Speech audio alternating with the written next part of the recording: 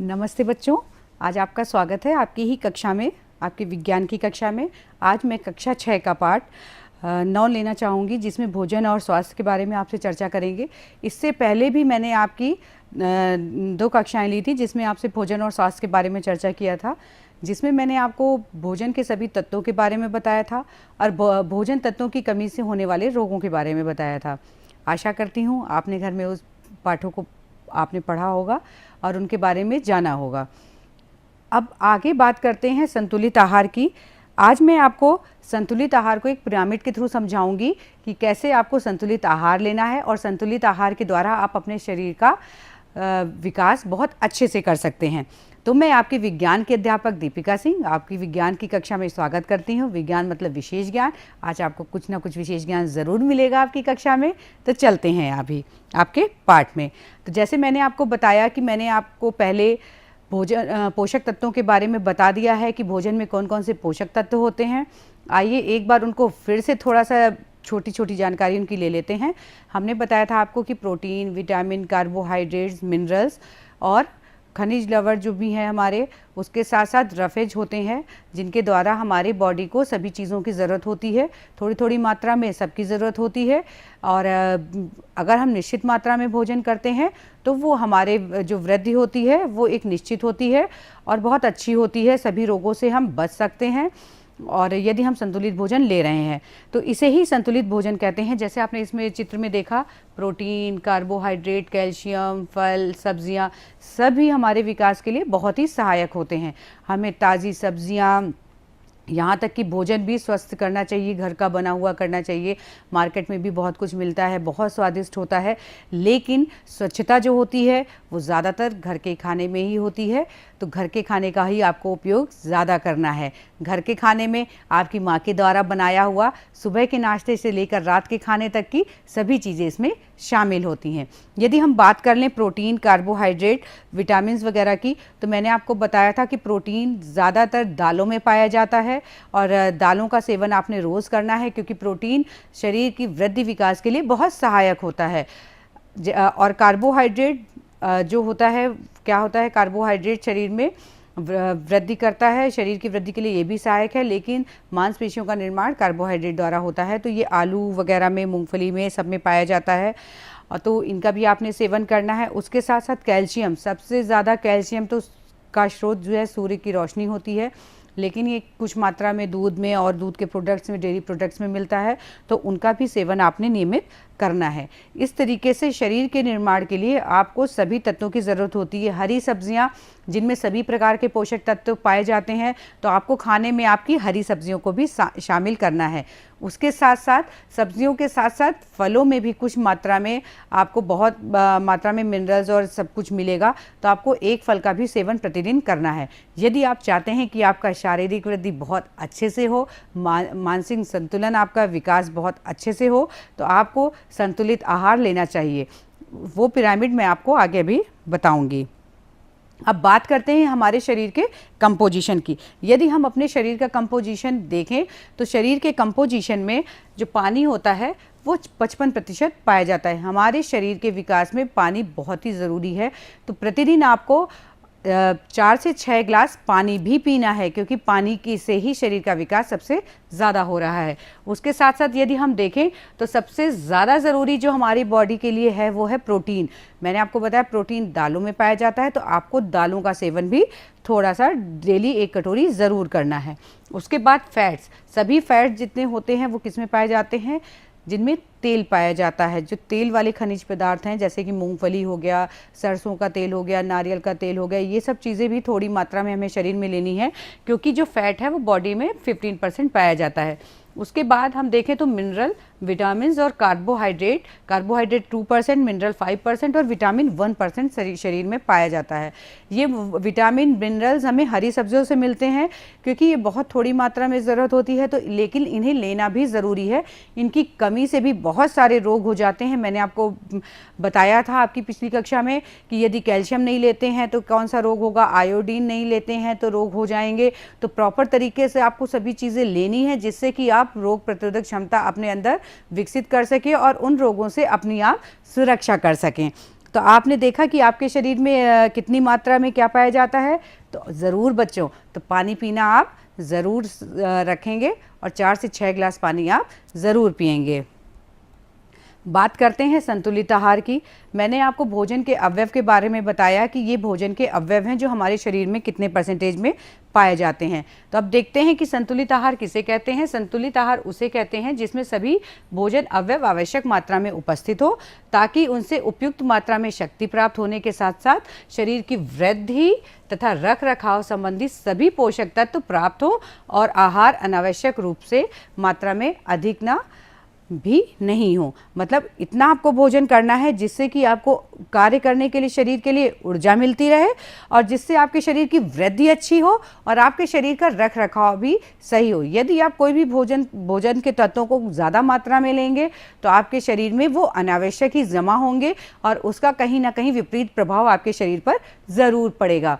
जैसे कि आप अगर क्योंकि कार्बोहाइड्रेट और ये फैट्स हमारी बॉडी में 3 या 4% होते हैं, तो इनको आपको कम मात्रा में लेना है। और यदि आप प्रोटीन नहीं लेंगे सीमित मात्रा में जितनी आपके शरीर को ज़रूरत है, तो आपके शरीर की वृद्धि कहीं ना कहीं बाधित होगी और इसका प्रभाव जो है सीधे आपके मस्तिष्क पर पड़ेगा, तो आपके कार्य कहीं ना कहीं वो अवरुद्ध होंगे। इसलिए संतुलित आहार में आपको संतुलित भोजन के अवयव को आवश्यक मात्रा में लेना होगा। तब आपको समझ में आ गया कि संतुलित आहार क्या है और इसे कैसे लेना है।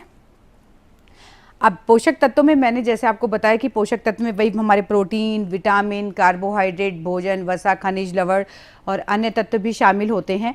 तो इनकी एक निश्चित मात्रा में है कि हमें क्या कम मात्रा में खाना है और क्या ज़्यादा मात्रा में खाना है। देखिए इसका एक पिरामिड बना हुआ है कि इसमें देखिए कि कम मात्रा में खाने के लिए क्या है, वसा, तेल, चीनी, नमक, इन सब चीज़ों को कम मात्रा में खाना है। लेना ज़रूर है क्योंकि इसकी मात्रा बहुत आवश्यक है शरीर की वृद्धि के लिए, लेकिन बहुत सूक्ष्म में लेना है। मीट हो गया, अन्य मांसाहारी पदार्थ हो गए, खाद्य पदार्थ, पूरे दिन में 2 या 3 बार इन्हें लेना है। अब बात करते हैं कि किन खाद्य पदार्थों को ज़्यादा मात्रा में लेना है। तो हमें फल और सब्जियों को पूरे दिन में 2 से अधिक बार में हम इसका सेवन कर सकते हैं। उसके साथ साथ चावल या इससे जुड़े खाद्य पदार्थ पूरे दिन में 5 से 7 बार हम इसका सेवन कर सकते हैं। ये आपका एक पिरामिड है। जैसे कि आप खाना खा रहे हैं तो आपने क्या करना है, आपको वसा और तेल को कम मात्रा में लेना है। उसके साथ साथ आपने चावल, दाल और फल सब्जियों को पूरे दिन में आप 2 से 3 बार ले सकते हैं। और आपकी शरीर वृद्धि के लिए प्रोटीन सबसे आवश्यक है, तो आपको दिन में थोड़ा सा प्रोटीन ज़रूर लेना है। साथ में जल को भी निश्चित मात्रा में पीना है।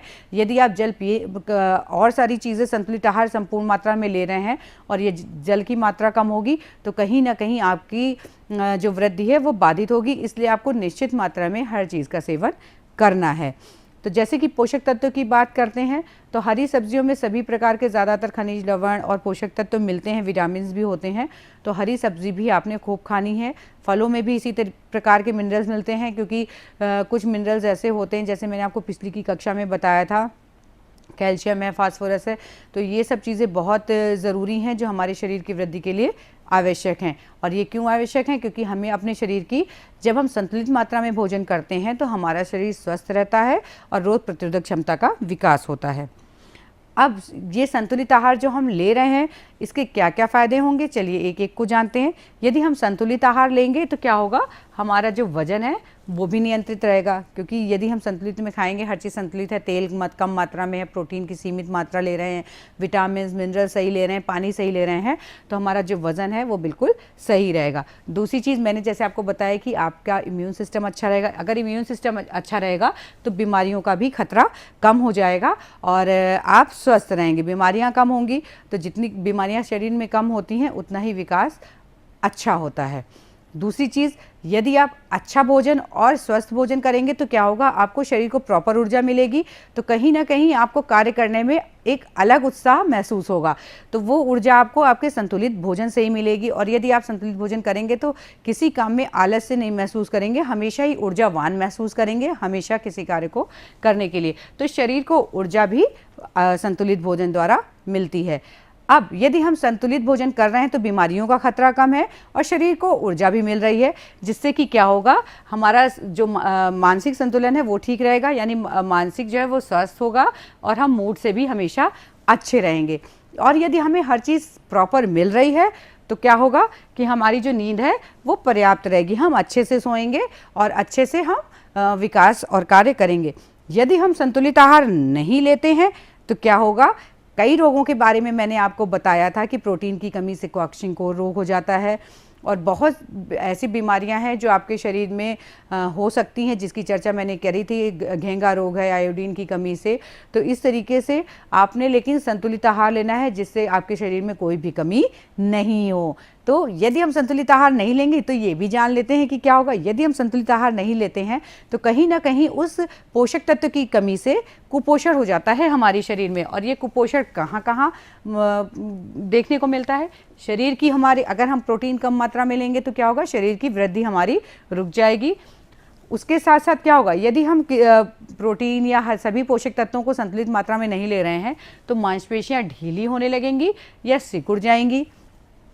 और यदि मैंने आपको बताया आप संतुलित आहार ले रहे हैं तो आपको प्रॉपर ऊर्जा मिलेगी कार्य करने के लिए, और यदि नहीं लेंगे तो क्या होगा, प्रॉपर ऊर्जा शरीर में नहीं आएगी और आप शीघ्र ही थकावट महसूस करेंगे।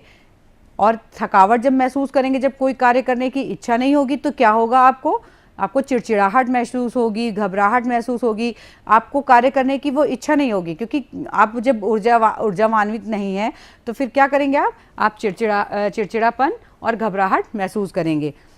इस तरीके से संतुलित आहार नहीं लेंगे तो काम करने की इच्छा नहीं है, कुछ नहीं करना चाहेंगे तो क्या होगा, आपको भूल जाने वाली प्रॉब्लम भी हो सकती है, शरीर में सूजन भी आ सकती है। तो इस तरीके से आपने देखा कि आप जब संतुलित भोजन नहीं कर रहे हैं और आपको प्रॉपर ऊर्जा नहीं मिल रही है तो आप आलस्य से घिर जाएंगे, जिसमें आपको बहुत सारी problem, acidity, sleeping disorder, short memory, कम दक्षता, मानसिक तनाव और डिप्रेशन सभी कुछ हो सकता है। तो इसीलिए आपको बताया जा रहा है कि संतुलित आहार आपको कैसे लेना है और क्या लेना है और कितनी मात्रा में लेना है। बात कर लेते हैं भोजन तथा स्वास्थ्य में क्या संबंध है। भोजन और स्वास्थ्य का, जैसे मैंने आपको बताया, बहुत गहरा संबंध है, क्योंकि जब हम प्रॉपर खाना खाते हैं तो हमें ऊर्जा मिलती है। और एक कहावत कही गई है, जैसा खाओगे अन्न वैसा बनेगा मन। तो आपने अगर अच्छा खाना आप खाएंगे तो ऊर्जावान रहेंगे, कार्य करने के लिए हमेशा तत्पर रहेंगे, कभी थकावट नहीं महसूस करेंगे, हर चीज़ को नियमित रूप में करेंगे। इसी के लिए एक कहानी आपने अपनी दादी माँ लोगों से सुनी होंगी, बहुत छोटी सी कहानी है कि क्या होता है, एक साधु ऐसा होता है कि जो बहुत ही सीधा साधा होता है, मेहनत करके कमाता है। एक राज्य में जाता है, जहाँ राज्य में जिस राज्य में जाता है तो उस राजा के पास बहुत सारा धन होता है, तो वो धन भी गलत तरीके से कमाया गया होता है राजा के द्वारा। तो जब वो साधु राजा के महल में खाना खाता है तो उसके मन में इच्छा जागृत हो जाती है कि मैं कुछ सोना इसके राज्य से चुरा ले जाऊं। वो इच्छा उसके मन में कहाँ से आई, क्योंकि उसने उस राज्य के राजा के साथ में भोजन किया था। उस भोजन में कहीं ना कहीं वो अंश थे या कण थे चोरी वाले जो उसके दिमाग में आए, तो फिर उसने उसके राज्य से सोने को चुरा लिया। तो इस तरीके की कहानियाँ आपने कई सारी सुनी होंगी अपनी दादी माँ, मम्मी से या पापा से या दादाजी से, नानी नाना से। तो वो इनके बारे में बहुत सारी कहानियाँ आपको सुनाएंगे कि जैसा खाओगे अन्न वैसा बनेगा मन। तो हमें खाना अच्छा खाना है जिससे कि हम अच्छे बने रहें। बात करते हैं अच्छा खाने में कि हम क्या खाएं और क्या नहीं खाएं। यदि कुछ खाने की बात आती तो हमारे घर में क्या होता है, मम्मी बहुत सारी सुबह नाश्ता बनाती है और दोपहर में खाना बनता है, शाम को माँ के द्वारा खाना बनता है, फिर हमें शाम को माँ दूध देती है नियमित, जिससे हमारे कैल्शियम से शरीर की पूर्ति होती है। लेकिन यदि हम बाहर जाते हैं और बाहर ठेले पर या कहीं शॉप में कुछ बनी हुई चीज़ें देखते हैं तो कहीं ना कहीं हमारा मन उनको खाने के लिए आकर्षित हो जाता है, क्योंकि हमें ये लगता है कि वो चीज़ें चटपटी होती हैं और बहुत अच्छी होती हैं। हाँ, वो चीज़ें मैं आपको ये नहीं बोल रही हूँ कि आप उनको नहीं खाएं, उन चीज़ों को थोड़ा सा सीमित मात्रा में खाएं कि आपका थोड़ा सा स्वाद बदल सके। लेकिन आपको क्या नियमित रूप से खाना है कि जिससे आपका विकास बहुत अच्छे से हो सके। उस नियमित खाने में आपने गन्ने का रस जो है बहुत मिलता है, शरबत का सेवन करना है। कैसे करना है, जब गर्मी, क्योंकि आपको पता है कि ऋतुएं आती रहती हैं, ऋतुएं बदलती हैं, ग्रीष्म ऋतु आती है, उसमें आपने गर्मियों के मौसम में गन्ने का रस, शरबत का सेवन बहुत करना है। क्यों करना है? क्योंकि ये हमारे शरीर को ऊर्जा और शक्ति देता है। गर्मियों में ये हमारे शरीर को ठंडक प्रदान करता है। गुड़, चना, सत्तू का नाश्ता करना है, नाश्ते में मिलेगा। इसको क्यों करना है? क्योंकि ये पौष्टिक एवं सुपाच्य होता है। ये चीज़ें आपको ज़रूर शामिल करनी है अपने भोजन में, जिससे कि आपको अच्छी ऊर्जा आपके शरीर के लिए मिलती रहे। फिर पराठा रोटी का भी आपको उपयोग करना है, क्योंकि ये शरीर को ऊर्जा प्रदान करते हैं। तो कुछ मात्रा में आपको रोटी और पराठा भी प्रतिदिन खाना है। ये नहीं है कि ऊटपटांग चीज़ें आप खाएं तो आपका स्वास्थ्य कैसे बनेगा। उसके साथ साथ डेली आपने सुबह अंकुरित अनाज का सेवन करना है। ये अंकुरित अनाज क्या कार्य करता है, ये पौष्टिक और सुपाच्य होता है, जो आपके शरीर के लिए बहुत ज़रूरी है। तो आपने देखा कि आपको ये चीज़ों को तो भोजन में ज़रूर शामिल करना है। यदि आप इन चीज़ों को भोजन में शामिल करते हैं तो आपको कहीं ना कहीं से आपको पौष्टिकता में कोई कमी नहीं आती। ये सुपाच्य होता है आपके शरीर के लिए। सुपाच्य होने के साथ साथ ही आपके शरीर को एक अच्छी ऊर्जा प्रदान करता है। अब क्या खाएं में आगे थोड़ी सी और चर्चा करते हैं कि आपने और क्या क्या खाना है। खाने में आपको मौसमी फल ज़रूर खाने हैं। आप जूस भी ले सकते हैं, मौसमी फल भी खा सकते हैं। यदि आप जूस लेते हैं तो जूस में रेशों की कम मात्रा आपके शरीर में पहुंचती है, इसीलिए मैं आपको बताऊंगी कि आपको फलों को छील करके ही खाना है, क्योंकि फलों को यदि आप छील करके खाएंगे तो आपको रेशे प्राप्त होंगे और ये रफेज आपके शरीर के विकास के लिए बहुत ही महत्वपूर्ण होते हैं, क्योंकि भोजन पाचन के बाद ये अपच्य पदार्थ को शरीर से बाहर करने में बहुत मदद करता है। तो इसलिए आपको रेशे भी पर्याप्त मात्रा में लेने हैं, जो आपको फलों और हरी सब्जियों से आसानी से मिल जाएंगे। तो इसलिए आपको फलों को रस के साथ साथ पूरे संपूर्ण फल का भी सेवन अधिक मात्रा में करना है। इससे क्या होता है, पाचन सही रहता है और शरीर को रोगों से सुरक्षा मिलती है। उसके साथ साथ गर्मियों में आपने देखा होगा कि आप गर्मियों में क्या, आप तो हर मौसम में आप दूध, दही, मट्ठा, छाछ का सेवन कर लेते हैं, आपके घरों में उपलब्ध होता है और इसका भी सेवन करना है। यदि इसका आप सेवन करते हैं तो आपके त्वचा संबंधी रोग कम हो जाते हैं, जिससे आपको, क्योंकि इससे पाचन सही रहता है। जब पाचन ही सही रहेगा तो शारीरिक और मानसिक विकास भी बहुत अच्छे से होगा। तो आपको गर्मियों में दूध, मट्ठा, लस्सी और छाछ आदि का भी सेवन नियमित करना है। कुछ मात्रा में लें, यदि नहीं पसंद है आप तो थोड़ी मात्रा में लें, और अगर आप उसको चाहते हैं कि आप उसको सादा नहीं कर पी पा रहे हैं तो उसमें आप अजवाइन का छौंका या किसी तरीके से उसको स्वादिष्ट बना करके, लेकिन यदि आप छाछ को किसी भी रूप में लेंगे तो आपके शरीर के विकास के लिए बहुत अच्छा रहेगा, जो कि आपके शारीरिक और मानसिक दोनों का विकास आपका करेगा। फिर पर्याप्त मात्रा में संतुलित भोजन करें। सुबह नाश्ता आपने लेना है, नाश्ते के बाद दिन में आपको कोई एक फल लेना है, फिर दोपहर का खाना आपको प्रॉपर खाना है। तो इस प्रकार से, और जो दोपहर का खाना खाना है उसमें आपको सभी पोषक तत्व शामिल करते हुए आपको वो भोजन करना है। उससे क्या होगा, क्योंकि सभी पोषक तत्व आपको प्राप्त होंगे जो शरीर को स्वस्थ रखेगा और आपको प्रॉपर एक कार्य करने के लिए ऊर्जा मिलेगी। इस प्रकार घर के बने हुए नाश्ते का ही आपने ज़्यादा उपयोग करना। जैसे मैंने आपको सुबह बताया, ये नहीं कि मन किया तो हम हमेशा तली हुई चीज़ें ही बाहर की खाएं।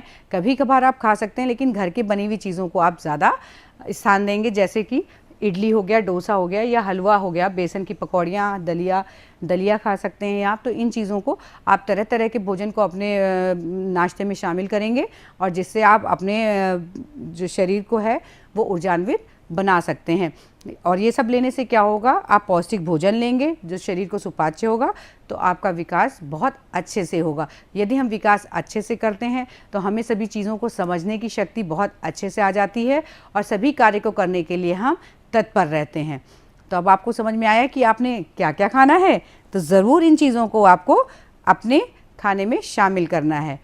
अब बात करते हैं कि आपको क्या चीज़ कम मात्रा में खाना है और किस लिए कम खाना है, उसके कारण की भी हम चर्चा करेंगे। तो आपको क्या कम खाना है, कोल्ड ड्रिंक। भाई आजकल तो कुछ भी है, थोड़ा सा लगा कि गले में पीना है, ठंडा महसूस करना है, तो क्या लेना है, कोल्ड ड्रिंक।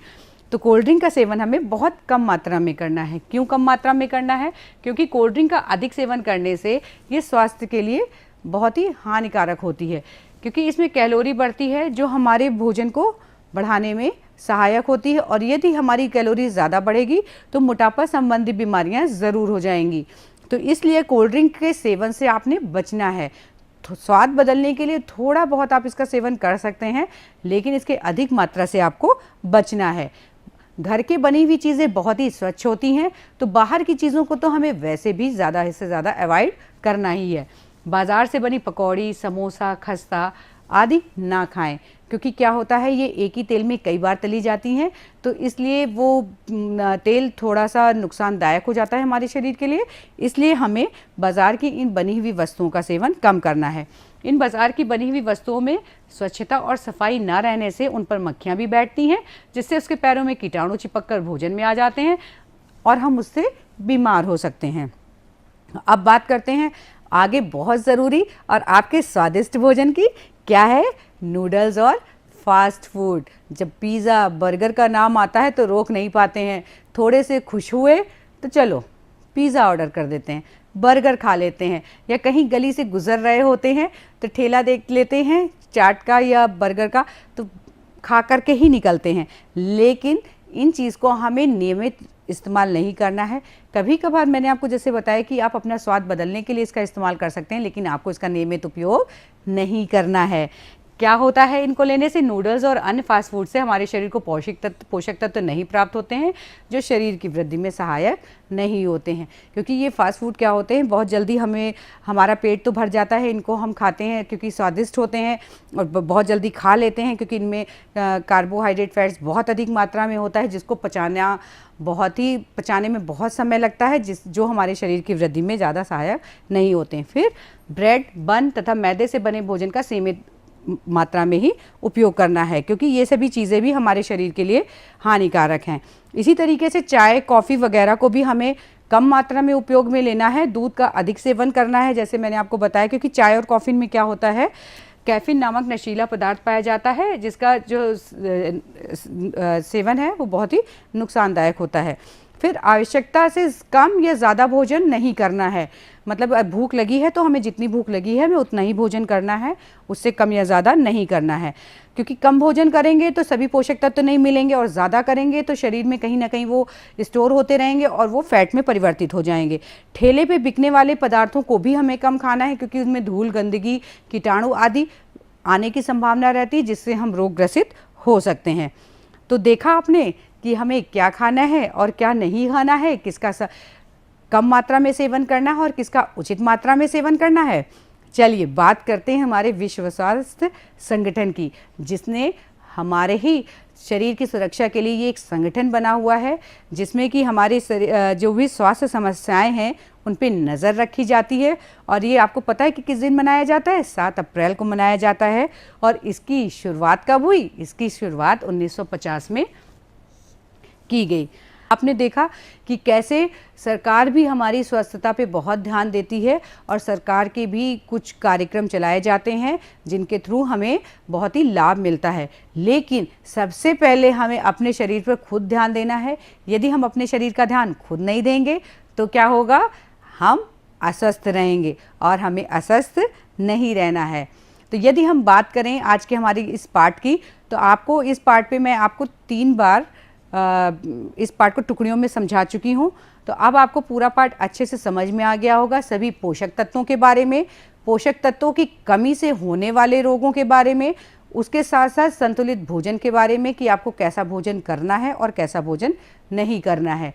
तो अब आशा करती हूँ कि आपने पाठ को पूरा बहुत अच्छे से समझ लिया होगा। यदि हम आज की बात करें कि आज जो हमने पाठ का जो हमारा तृतीय भाग था उसमें क्या सीखा है कि भोजन, संतुलित भोजन क्या है? वह है जिसमें भोजन के सभी घटक के साथ साथ रेशे पदार्थ भी उपस्थित हों।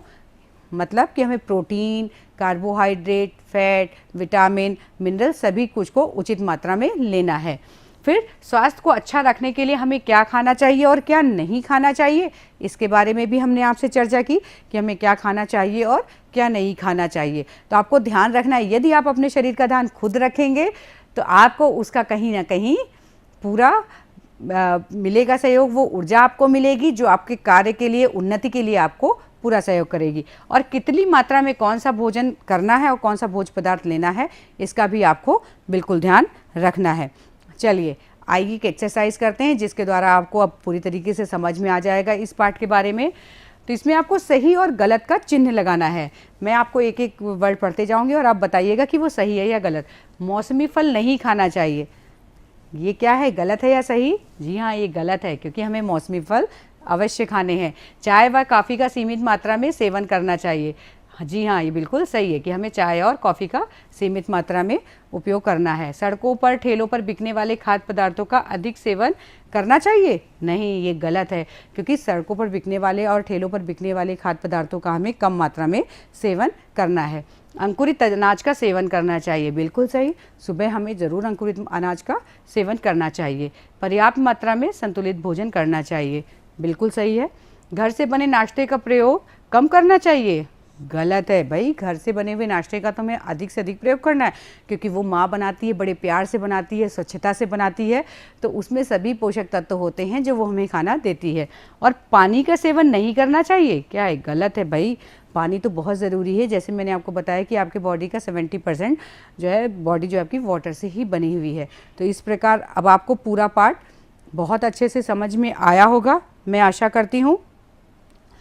अब आपको सभी पोषक तत्व समझ में आ गए हैं कि सभी पोषक तत्व क्या हैं, मिनरल्स क्या हैं, रफेज क्या हैं, वाटर क्या हैं। तो अब पाठ को आप पढ़िएगा और अपने अध्यापक से मदद लीजिएगा, अपने घर में किसी बड़े से, मम्मी से, पापा से, अपनी बड़ी बहन से मदद लेकर के अब पाठ की जो भी चीज़ें आपको समझ में नहीं आएंगी आप उससे मदद लेकर के कर सकते हैं। वैसे आशा करती हूँ अब आपको पाठ में सभी चीज़ें समझ में आ गई होंगी। धन्यवाद।